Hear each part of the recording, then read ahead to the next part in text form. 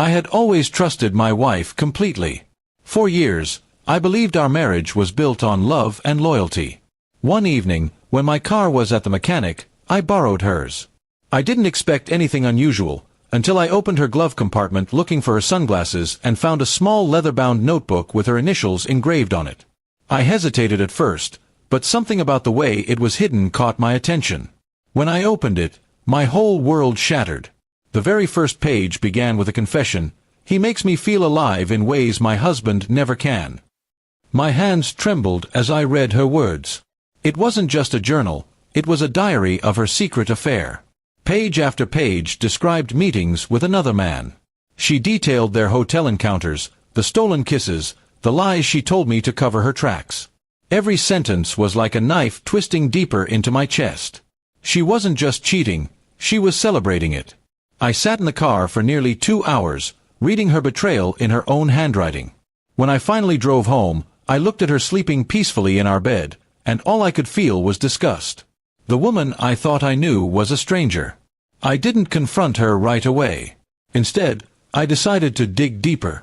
The next week, I watched her carefully. Every excuse, every late-night meeting, every moment she smiled at her phone, it all matched what I had read. I knew I needed solid proof, not just her words on paper. One night, she said she was meeting a friend for coffee. My heart pounded as I followed her car. She drove straight to a small hotel. I parked at a distance and watched as she met the man from her diary. They kissed passionately before disappearing inside together. My chest burned with rage, but I kept calm long enough to take photos. When she came home later, she kissed me like nothing had happened. But that night, while she showered, I copied every page of her diary and saved the photos. I wasn't going to confront her empty-handed. I was going to destroy her the way she destroyed me. The next morning, I confronted her. I placed the diary and the pictures on the table. Her face went pale. She stammered excuses, saying she was lonely, that it meant nothing. I just stared at her. Then I told her calmly, "You've written your own punishment, and I'm just going to read it out loud." Within days, I shared the diary scans and photos with her family, our friends, and even her workplace where she was well respected. The whispers began quickly. Her perfect image crumbled as everyone saw the truth in her own handwriting. She begged me to stop, cried that I was ruining her life.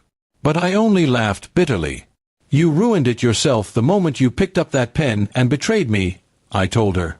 She lost her reputation, her friends distanced themselves, and even her family couldn't look at her the same way.